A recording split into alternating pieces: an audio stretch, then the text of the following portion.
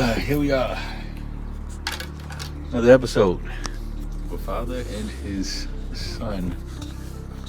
I am Eric Kellum, aka Uncle E. The world's favorite uncle. The world just ain't got the memo yet.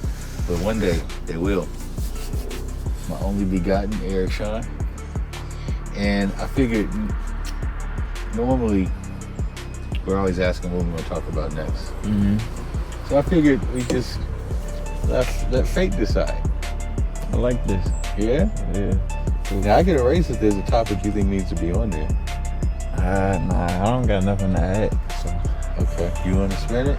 let's do it. Big money, big money, big money. We're going to talk about identity and purpose. Interesting. Who are you? Don't know yet. Really? Not fully. Okay. What are you supposed to be doing in this world? You don't know that yet either? I know I'm supposed to show love to people, like lift people up, in like a giving way or a helpful way. What led you to that conclusion? Just like how I'm wired and how I am. Like I'm a loving, positive person, you know. And that's one thing I see. Like the world lacks a lot of. It lacks a lot of compassion and stuff like that. And I'm an empathetic person. Yeah. So I've always been the type of person where it's like I want to show love. I want to lead with love. I want to, you know. Yeah, that's what led me to that. I don't think that's like the only thing, but one of the main things, like one of the main reasons I'm here is to kind of be a light in the midst of that darkness where a lot of people really don't show no love. It's just like, it's a lot of negativity. I think that's another reason why like I kind of shy away from the internet, because it's a lot of hate on the internet. It's a lot like, of pressure too. People share stuff or post stuff trying to like express or, you know, share their dreams or their goals or whatever they're trying to do, and like people's first reactions will be like to hate on them or something like that, and it's like, You know what? You bringing that up. I want to get back to what you said about identity, because you said you haven't fully got that down yet. But I wanted to follow back, so don't let me forget that.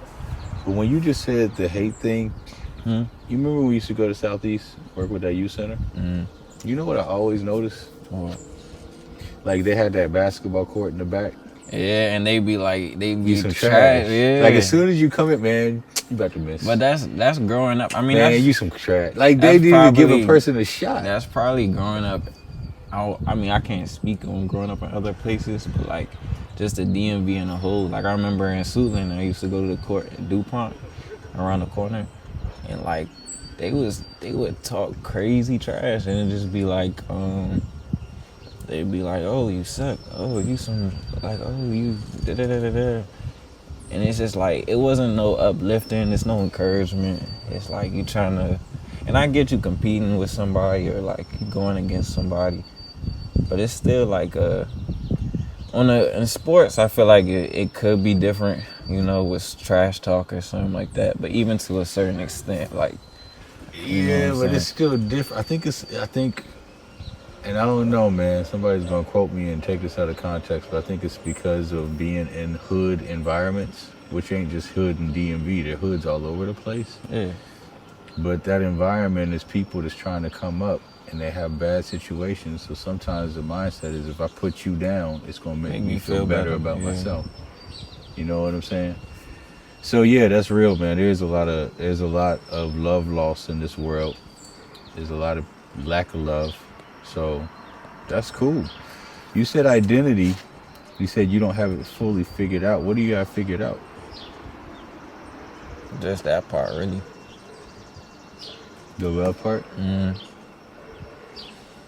feel like it's a lot of uncertainty with other things that I'm not sure yet. So I can't say like exactly the reason like give a full explanation of why I'm here, what I'm supposed to be doing. But I just know that part. Like that's a part of me, like that I feel like is different from many people that I've come in contact with too. Like, you know, I'ma lead with love, I'ma lead with respect. You know, I'ma try to encourage you. Like, putting people down don't make me feel no better, because it really doesn't affect me at the end of the day. Like I don't know, we all lack in some type of area, or we all missing something. We all got some type of flaw. So putting you down for something that I may be doing better in or whatever, it doesn't take away from the things that I'm not.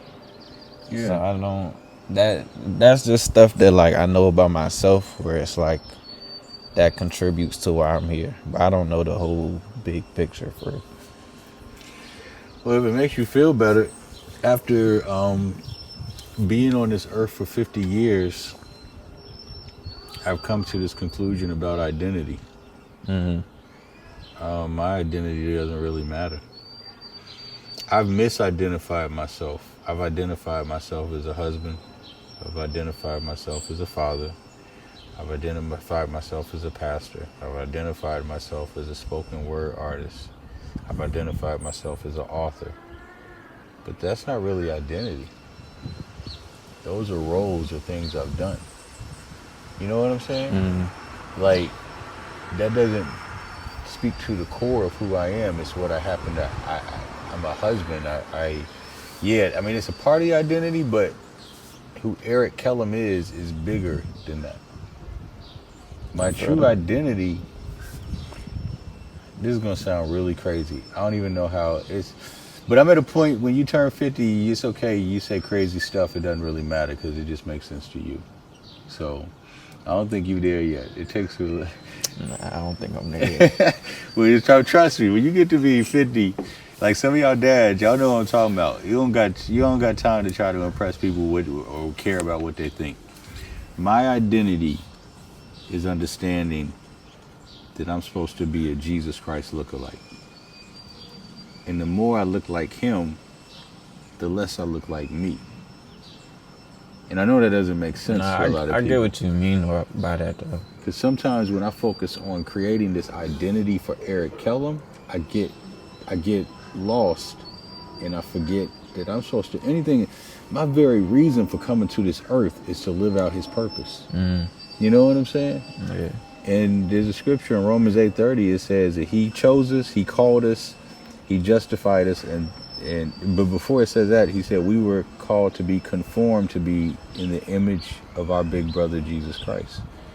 And so sometimes I'll make decisions about my purpose as opposed to his purpose flowing through my life, is because I want to define my identity as opposed to accepting his identity for me. So I'm kind of like a John Doe spiritually.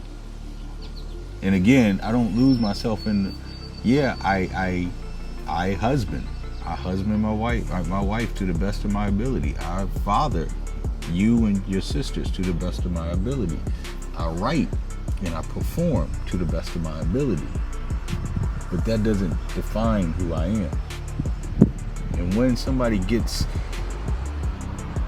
to the place where they are locked in with their core, you can't do nothing with them. That's why I think we go through so many circumstances and trials and issues, because it's testing to see if we really know not only who we are, but the real identity question is whose you are. Because of my identity, I understand I'm a son of God. There's power to that. And I think that's something a lot of people don't get. Oh yeah, I know it's, or don't look for, and especially the ones that is like not really spiritually connected in general. You know what I'm saying? They're not even thinking nothing like that. I know. So I know, and that's the tough part. So that's why it goes back to part of your purpose that you talked about. Because if we show whoever God sent us to show love to, then if they're open to receiving the love, then they're open to connecting, building, and then at some point learning more about themselves. This society pimps. They don't want you to know. They don't want you to ask questions about yourself. Car just passed. I'll say it again. They don't want you to ask questions about yourself. They don't want you to ask questions about why do I exist? What do I want to do? What fingerprint is God calling me to leave here on this earth? They don't want you to ask any of that. They just want you to find some place where you go to this 9 to 5, or you go to this thing and you go through the motions through the rest of your life without even seriously thinking or seriously feeling. They want to program you on what to think and what to feel. So, yeah.